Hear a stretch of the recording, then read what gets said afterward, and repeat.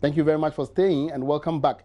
Now, the Bank of Ghana is calling on banks in the country to reduce further their interest rates on loans to the public. This, the bank says, will improve Ghana's business environment for private sector growth and attract many more people into the banking sector. Speaking during the launch of Heritage Bank's new branch at East Legon here in Accra, Head of Banking Supervision at the Bank of Ghana, Raymond Amanfo, asked banks to, as a matter of urgency, reduce their lending rates in response to the current policy rate.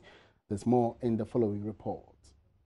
Industry players and the Association of Ghana Industries, AGI, have been calling on commercial banks to reduce lending rates for private sector businesses since the policy rate has been reduced significantly to 22.5%, the biggest drop in 10 years. The Monetary Policy Committee of the Bank of Ghana, BOG, in its last meeting noted that the country's business environment has improved, hence the need for the reduction in policy rate. Speaking during the opening of Heritage Bank new branch at East Legon, Head of Banking Supervision at the BOG, Raymond Amanfo, urged banks to bring down the lending rates since many of its determining factors have taken a downward trend. I take this opportunity to urge all banks, including Heritage Bank, to consider the issue of high interest rates. We expect banks to respond favorably to the declining monetary policy rate and the treasury bill rates. This, I believe, will make credits more affordable, help boost productivity, and at the same time have a favorable effect on the non-performing loans structure of banks. On this note, distinguished ladies and gentlemen, I once again congratulate the board, management, and staff of Heritage Bank for taking this bold step in expanding its horizon and bringing banking solutions to the doorstep of its clients. On his part, Managing Director of Heritage Bank, Patrick Fisian, explains the bank has dropped down its rates, even though the policy rate of the Bank of Ghana is not the only determining factor. The base rate of Heritage Bank is currently 19.5, which is one of the lowest in the market. But you must also realize that the lending rates are not just driven by the Bank of Ghana policy rates. Your base rate is a composite of your cost of funds, your overheads, and the risk premium you attach to your facilities. So if you have a bank which has invested heavily in fiscal infrastructure, technology infrastructure, as a result of which there is a huge cost base, the base rate cannot come down immediately because the policy rate is just one of the various components that's considered. So yes, it will take time for the policy rate to impact on the base rate because in the long term, a lowering of the policy rate will reduce the cost of funds. But remember, it's just one of the components of your base rate. The East Legon branch is the second branch of the bank since it began operation in February this year. Heritage Bank hopes to open about 10 additional branches in the country before the end of the year. Now, prices of petroleum products are to witness one of the significant declines in recent times from this weekend. The drop has been influenced by the continuous decline in crude oil prices on the international market and the cedi's relative stability. George Rafi tells us more. Users of diesel engine vehicles will witness a 4% reduction, or a little over 2 pesos on each litre sold at the pumps. This means that a gallon could go for 16 Ghana cedis, 54 pesos. Petrol would rather go down by just a little over 1%, resulting in a gallon going for 16 Ghana cedis, 63 pesos. So, if you were buying 10 gallons of diesel every week, this might result in some 7 Ghana cedis savings. However, due to the current deregulation policy, not all the over 72 oil marketing companies might review prices by this projected margin. Managing Director of GOL, Peter Akoli, had told Joy Business prices will go down as long as the Ghana cedi stabilizes. Prices will remain stable because the cedi is relatively doing well now, and the plots don't indicate that prices will go up substantially. So we don't foresee any astronomical rise in the price of fuel products as pump. However, the continuous drop might not be good news for the state, as the decline will affect the projected revenue from crude exports and even taxes on each litre of petroleum products sold at the pumps. The development might affect projects the government was hoping to use petroleum taxes to finance, as outlined in the 2017 budget. And that was a business desk report by George Riafe. Away from that, government has hinted it will stick to the 6-month moratorium on small-scale mining in the country. The ban, which is part of measures to end illegal mining across the country, has been opposed by some small-scale miners who claim it poses a threat to their businesses. But Deputy Minister for Lands and Natural Resources, Dr. Johnson Asiedu, maintains the ban still stands. Speaking to Joy Business at the presentation on findings of final report on artisanal and small-scale gold mining at the Kempinski Hotel here in Accra, the minister revealed government is also considering auditing all mining firms in the country. Of course, we've said it. We said 6 months. And I would say we are almost 3 months there. We're left with 3 more months. Yes. Why we said 6 months was that we hope that by then we would be able to put in place the necessary measures that would then regulate the system, sanitize the system. We even need to reclaim the lands. After they've abandoned the pits, we need to reclaim them. We've gone round. Some of the pits that have been left open, we've had some scientists to also do some chemical analysis of the mercuric levels that we have there. Some of them is as high as 2%. And that is huge, and that's dangerous. So we need to do all this. This is not something that you quickly rush. Those small-scale miners are saying it's unfair. Unfair? Please, please. When you have 2% mercuric level in your country, and somebody tells you that it's unfair. For you to ban it for 6 whole months? I said 6 months, and we've gone with 3 months. So why do you still want to push me to say something else? That is it. I am consistent with that. I am saying 6 months. And with the large scale, please, yes, some may be doing what is not right, but we need to make sure that we will check all of them as well, and we will do that. Look, the entire project, we keep on saying, is between 4 years to 5 years. Let's get our mind right on that. People have been doing this for more than 20 years, and you think you can use 6 months to just correct everything? Please, let's not fool ourselves. Let's talk about what we can do. But let me tell you as it is. We said we are going to sanitize the system. First of all, we are going to stop them. We're almost there. We said we will sanitize the system. Sanitization, what we mean is that we're going to look at even auditing all mining firms.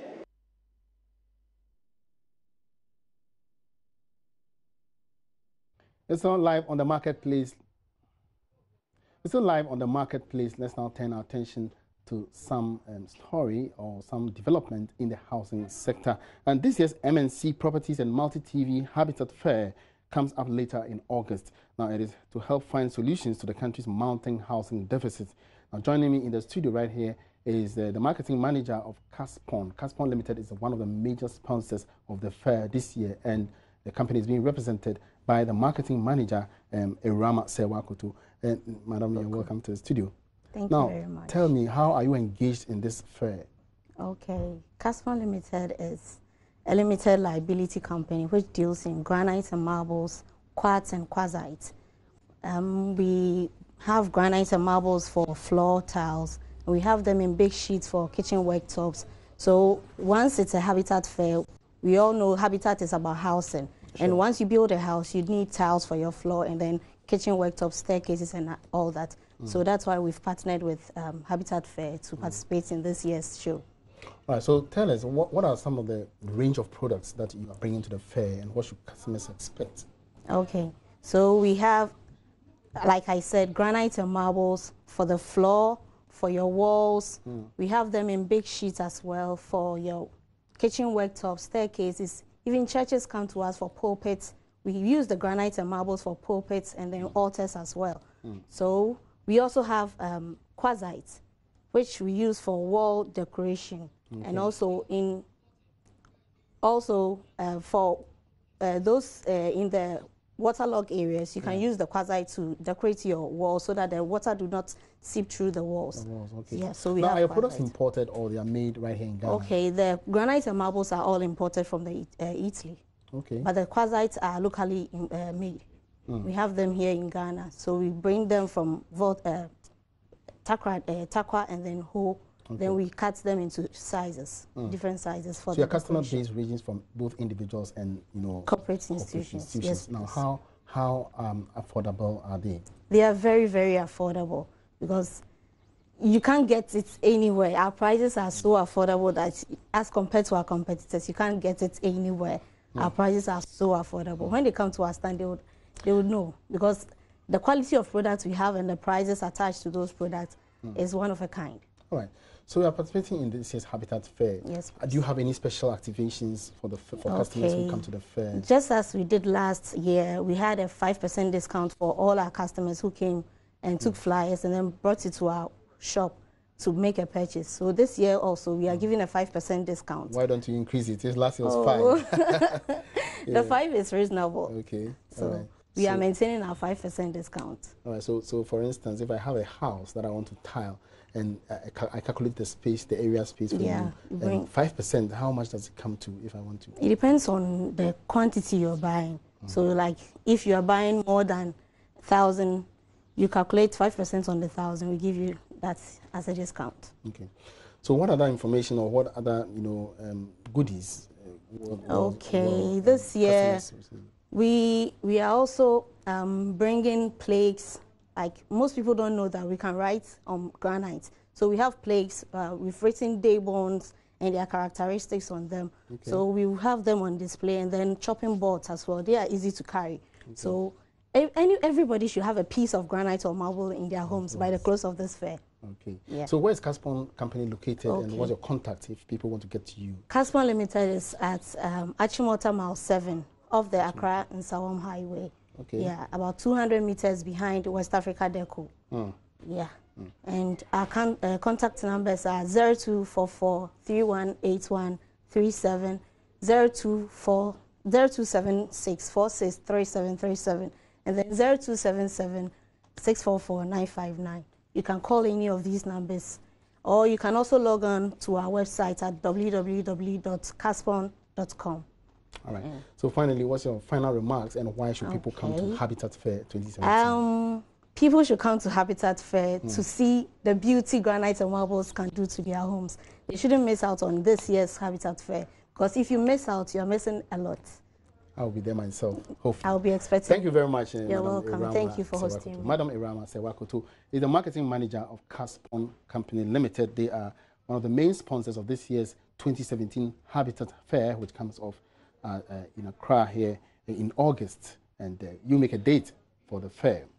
Now, cocoa farmers might end up getting an increase in producer price and bonus for the next crop season. It follows the government's plan to review an earlier decision by Cocoa Board. There's more in the following Business Desk report. Joy Business understands that government, the major shareholder in Cocoa Board, is yet to give its approval to this decision. Chief Executive of the Cocoa Board, Joseph Buahene Edu, at a meeting with journalists earlier this month, announced that the move was influenced by the continuous drop in price of cocoa beans on the international market. This forced the board not to increase the current price of 427 cedis for every kilo bag enjoyed by farmers for the next crop season. The country has lost almost $1 billion as a result of this development on the world market. However, this has not gone down well with some farmers who fear that this may affect cocoa production and the end-of-year target of not less than 850,000 metric tons. Sources say government, through the Agric Ministry, is engaging the Cocoa Board to look at possibly reviewing the decision. Some analysts say, looking at the cocoa economy at a local level, it might not be prudent to go ahead with this plan of not increasing the producer price of cocoa as well as bonus for cocoa farmers.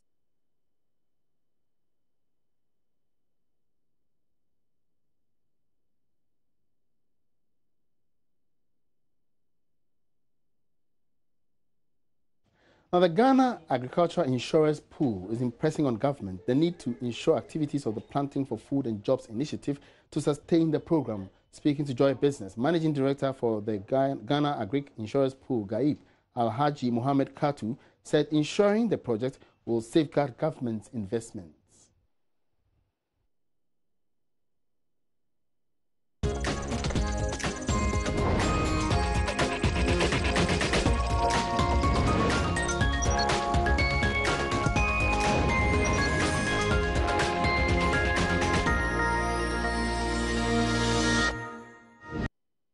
The Planting for Food and Jobs program is an initiative by the Ministry of Food and Agriculture. In the 2017 budget, government earmarked $560 million for its implementation, which is expected to create over 70,000 jobs. However, the managing director of the Ghana Agriculture Insurance Pool, GAIP, says the project will need to be covered by insurance to ensure sustainability. One side which the government has to look at is agriculture insurance. We are in Ghana, we are under rain-fed agriculture. So give the farmer seeds, give them subsidized fertilizer, and if the crop fails, what do? Look at the four army war invasion, go to BA, it's devastating. So if you have all this and there's no investment in insurance, that means the government has to come back next year with the same, and go for another money to start again. Whereas if there's insurance, at least some part of this investment could be salvaged through compensation from the insurance company. So we are advocating the collaboration between the government and the insurance companies so that we provide agriculture insurance to support this laudable idea. The Ghana Agriculture Insurance Pool is made up of 17 insurance companies operating under the Ghana Insurance Association. The pool provides agricultural insurance for farmers and financiers of agriculture in Ghana. The MD for the pool adds agri-insurance is key to ensuring food security. Look at the AU's CADIP program and the Malabo Declaration, which the AU member states have signed. One of the commitments, Commitment 6, said we should build resilient systems to protect the income of farmers. One other commitment says the state should commit at least 10% of its spending on agriculture. You see it? But once you put that in place and you put the systems in place, that means the farmer should be able to have regular income. In times of crop failure, there's insurance for him to get his income back. If you have taken a facility, there's income for him to pay back the loan. Do you see it? So you could see that agricultural insurance has a long way to go with the food security of the nation. Sheila Tamaklo reporting for Joy Business.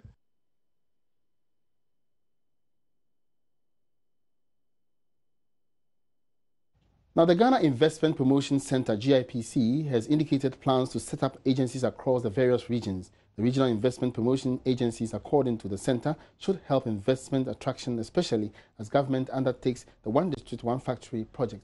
Chief Executive of the GIPC, Yofi Grant, tells Joy Business Ghana is adopting the model to boost its investment drive. So take Ashanti region, for example, great possibilities. Take Volta region, great agri possibilities, great manufacturing possibilities, great water transport possibilities. Maybe we should set an IPA, Volta region IPA, an Ashanti IPA, a Northern region IPA, or or Western region IPA to actually promote investments into the region. And it became even very poignant to me when I listened to the presentation from the Northern Development Authority, which is going to be set up, or what is now SADA. Yeah. And there was a lot of interest from the Trade and Investment KwaZulu-Natal. They wanted to know specifics, and when they heard of iron ore, they heard of agriculture possibilities, they latched on and asked a bit more questions and asked for further engagement. Indeed, Trade and Investment KwaZulu-Natal wants to do an MOU with GIPC towards doing a bilateral investment treaty between the agencies, not even the country, but between the agencies. It says, look, let's do our own bilateral trade and look at a double taxation agreement if we do not have one with South Africa. So, people are on the move. They're not waiting. And you need to take, they're not waiting for the country to do. Everybody's now looking at it in a constructive way. And I think we should look at it. Currently, GIPC has 3 offices nationwide. That's woefully inadequate. So we do not exploit our own opportunities extensively. But if you look at the one district, one factory policy, for example, because of that, I think it's important to have regional IPAs because they are best to know what is there. They can capture it best and package it best for investors. Still on the marketplace, the Public Interest Accountability Committee, PIAC, is recommending to government to compel the Ghana National Petroleum Corporation to take up insurance cover to make up for losses in times of halt in production. This came up at the launch of the annual petroleum report by PIAC in Accra here. Our man Ebenezer Sabute is there on the grounds, and we're linking up with him to give us some updates. Ebenezer, good afternoon. Good afternoon, Emmanuel. Right, so what came up apart from the call for GNPC to take up any insurance cover? Okay, let me begin by saying that this is the 6th annual report, by the Public Interest and Accountability Platform Committee, since oil production began in Ghana. And apart from the call for the GNPC to look out for insurance policies so that in case there is loss in production, the state can be cushioned in a manner, they are also calling on the GNPC to come out with steps that they want to take in clearing some of the debt by the various utility agencies and in the state. Don't also forget that GNPC funded some road projects in the Western region. So the Public Interest and Accountability Committee is calling on them to come out with steps that they want to, follow in clearing the debt. All right, so any other information that we need to know, Ebenezer? Okay, let me also put it here that the annual budget funding amount from the petroleum funds, we got $98.38 million US, and out of this, $88.50 million was allocated to the GNPC for its utilization and other projects. All right, many thanks for that update, Ebenezer Sabute. Ebenezer Sabute bringing us up to speed with the report launched by the Public Interest and Accountability Committee, of course, the 2016 report. Now, moving on, when two students of Ashesi University headed to Brekusu in search of opportunities in the agri sector, little did they know they would strike gold. The abundance of pineapples in that community pushed them to explore the market for dried fruit snacks in Ghana. Guess what? It worked. Today on the Joy Business Fund, we visit the processing center of what has become known as Sisemu.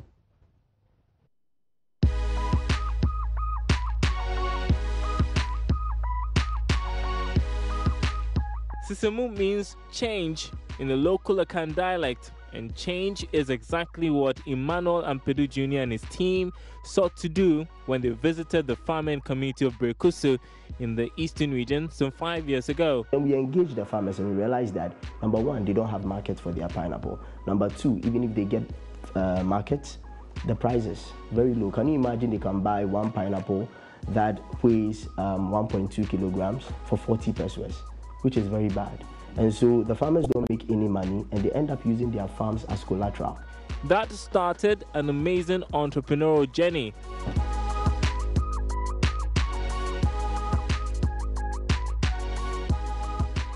Tons of pineapples produced in this community were going waste because there was no market for them. Emmanuel and his friends decided to explore ways of adding value to the fruit, putting the pineapples to good use. In 2014, one of our farmers called Samuel Apia, called us and he was very frustrated. He said that he had 500 pineapples on his farm, no one willing to buy, and the ones offering a price, there's nothing to write home about. The price is so not good. We decided that why don't we carry out a project involving Ashesi University with the town farmers to find out means and ways in which we can add value to pineapples, and we came up with the Sisemu dried pineapples. It's a simple process to make the dried pineapple snacks once you have a dryer. And so we weigh them, then we come, and then we cut them. Yeah. We use the slicer, and after that you must weigh the cuts, and you place them in the dryer. So it takes about 20 to 22 hours for it to dry because this is a domestic dryer. But for the bigger dryer, it takes a lesser time for it to dry. So as you can see, it's ready. Our crunchy dried pineapple is ready. And we take it to our packaging area. And here is where we package. You can see we have our labels here. We have our scale. We have our small, should I say, bowl that we use to weigh. So we first of all package them in a Ziploc bag, in an airtight bag, as you can see, because the more air gets into it, it becomes flattened. So we put them in the airtight bag, as you can see. Would you like to have a taste? Yeah, sure. So we started with this Ziploc bag. We put in the dried pineapples, we fill it for 30 grams. We tie it with a rubber band, and in the middle of the rubber band, we put our label there. And we started selling it on campus. So we realized that a lot of students loved it. Actually, the feedback we got was great. And we realized that we couldn't even meet the demand on campus. Emmanuel and his friends are out of school now, and they've taken this app full-time. They supply hundreds of their dried pineapple snacks to malls around the country and export as well.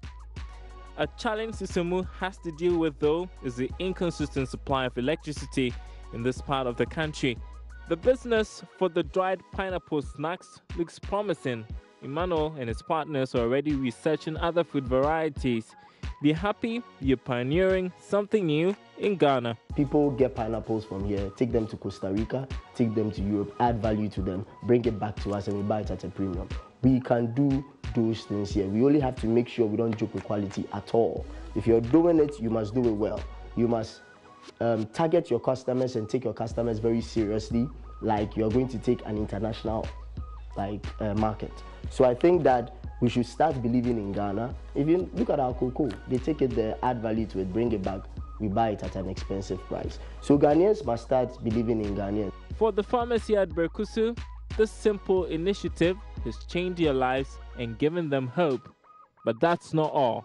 We realize that there are a lot of women who don't have jobs in the communities. They stay at home, they take care of their kids, and sometimes their standard of living is nothing to write home about. So we decided to employ women, employ them, empower them, teach them this value addition so that they can also help their husbands and be able to take care of their family as well.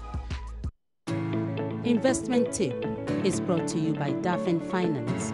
Deposit, investment, borrowing advisory.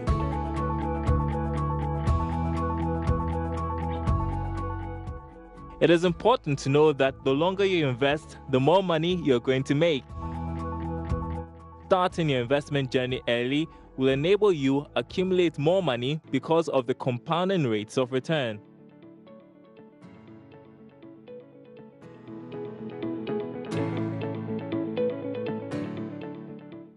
And that's a wrap for this afternoon's edition of the Marketplace. Many thanks for your company, and of course do join me again same time tomorrow for the last edition of Marketplace for the week. And at this time we're handing over to Parliament, where the minority in Parliament is insisting more than 16,000 youth who have been deleted from the Youth Employment Agency payroll for being ghosts are indeed real workers. Now, the minority is challenging the CEO of the YEA, Justin Kodua, to publish the full list of dismissed workers for proper verification. Taking you live to the Parliament grounds where the minority is currently in a press conference.